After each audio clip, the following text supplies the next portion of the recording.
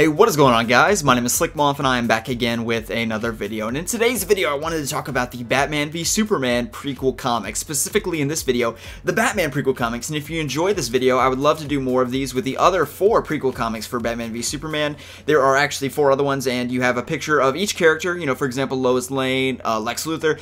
And if you have that can, it's a Dr. Pepper can, you can actually download a little promo code and get these comics. Unfortunately, they've all leaked to my avail since I didn't actually buy any of these special edition Dr. Pepper cans, so nonetheless we'll be using those, and I've got some screenshots on this screen for you guys. So what I'm first going to do is actually just roll through the comic, tell you guys what's going on, kind of break it down for those of you that haven't read it, and then we will get into some more of the analysis stuff and what this actually means in terms of this film. So without any further ado, let's just get right into it. The comic opens with the skyline of Gotham City, and we actually have thugs working for Firefly, trying to get out of the area as soon as possible because, of course, Firefly is doing what Firefly always does. Firefly then actually belittles one of his thugs and tells him that it takes a professional to do the kind of work that he does, even though he's just lighting stuff on fire. It is then that the veteran thug recites a very important line to the one that was just belittled by Firefly, and he recites that he should actually be fearing Firefly more than Batman because he knows that if he does encounter Batman, at least he'll end up alive at the end of the encounter. Again, a very important line. Batman doing Batman-y things.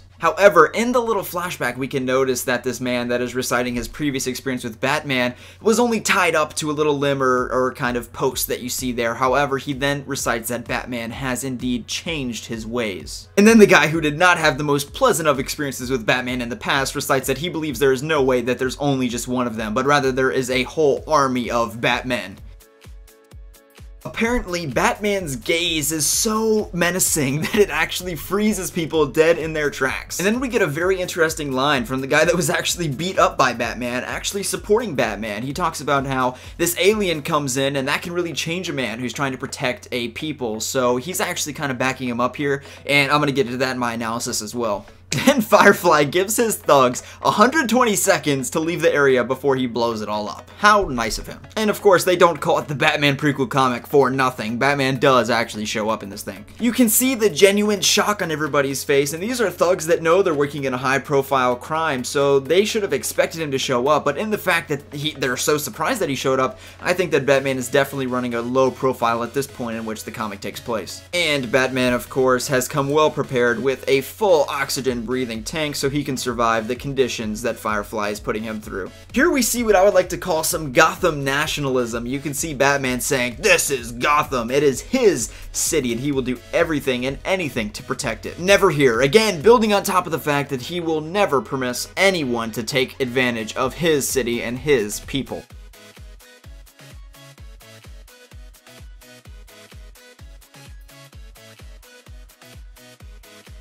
And the comic ends with a thug reciting, and I'll tell you something else, I pity anyone that guy sets his sights on, and we have Lex Luthor doing exactly that.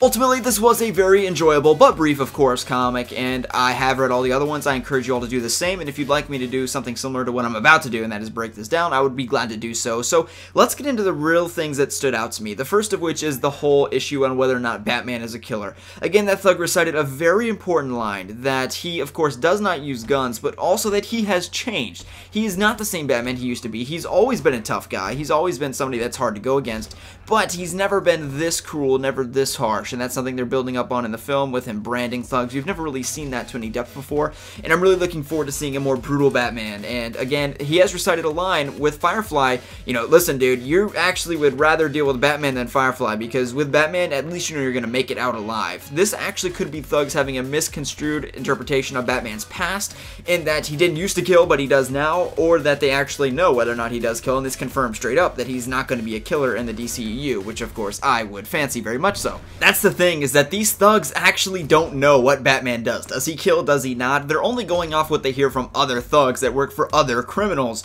because Batman, of course, is a myth. He's an urban legend, so nobody actually knows any concrete details about Batman. Also, it is really exciting to see Firefly confirmed to actually exist in the DCEU, and of course, I don't think that he'll be the main enemy in the Batman standalone movie, which we have to keep in mind comes out in 2018. That is not that far away. They're going to begin, you know, shooting forward, and the script is probably already already done, to be honest with you. So they're going to be working on that very soon, and I'm sure they already have decided in concrete who the villains or the antagonists are actually going to be for it. Me personally, I would love to see a multi-antagonist movie, contrary to The Dark Knight, I guess excluding the last 20 minutes where, you know, Two-Face shows up, but large in part, you know, the Joker was, of course, the big bad guy in the movie. I would really like to see a movie that focuses on multiple antagonists and uses some of those antagonists that we've not seen as much in the big screen, like Penguin, like Two-Face, and that kind of thing. Again, one of the standout points of this comic is the line in which the Thug is actually taking the side of Batman. Even though he's actually been beat up by him previously, he's still on his side because he represents him. He's a man, and he talks about how Batman has been changed by this alien that just comes in and kind of screws everything up.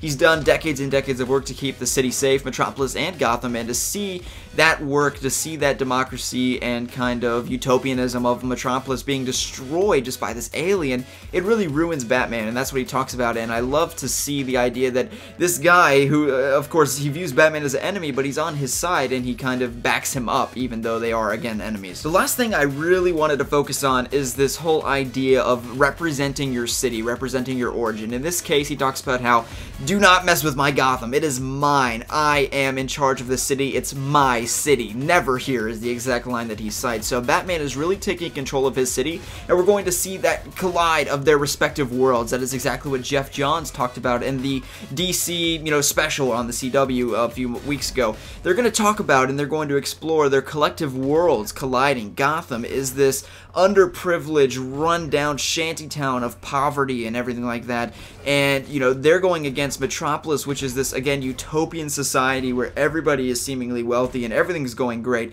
That's going to be the collide, in that Gotham actually represents Batman and Superman represents Metropolis. So Superman, he's this kind of goody two-shoes, perfect figure, all bright and sunny, everything like that. He represents Metropolis, whereas Batman, he is very much so shaped by the environment that he has grown up in, and very dark, very gritty, kind of scary, and also this underworld kind of vibe to it. So they're really contrasting that, and in many ways, I've said many times that Batman is kind of the anti-Superman. The only comparison between them, in my eyes, is that they both are fighting for good. They're both good guys. That's pretty much it. So I really want to see that contrast, and not only the contrast between Batman and Superman, but again, their collective worlds colliding, and I want to see the, you know, the Gothamites, if you could call them that, the Metropolis people, I don't know the word for it, you know, actually, you know, colliding against one another as well. That's it for this video, guys. Hope you all have enjoyed the video, and if you did, you can feel free to like button. Would you like to see more breakdown and analysis of the other prequel comics? I'd love to do them if you're down to see them. Once again, if you enjoyed, feel free to the like button. My name is Slickmoff, and we'll see you in the next one.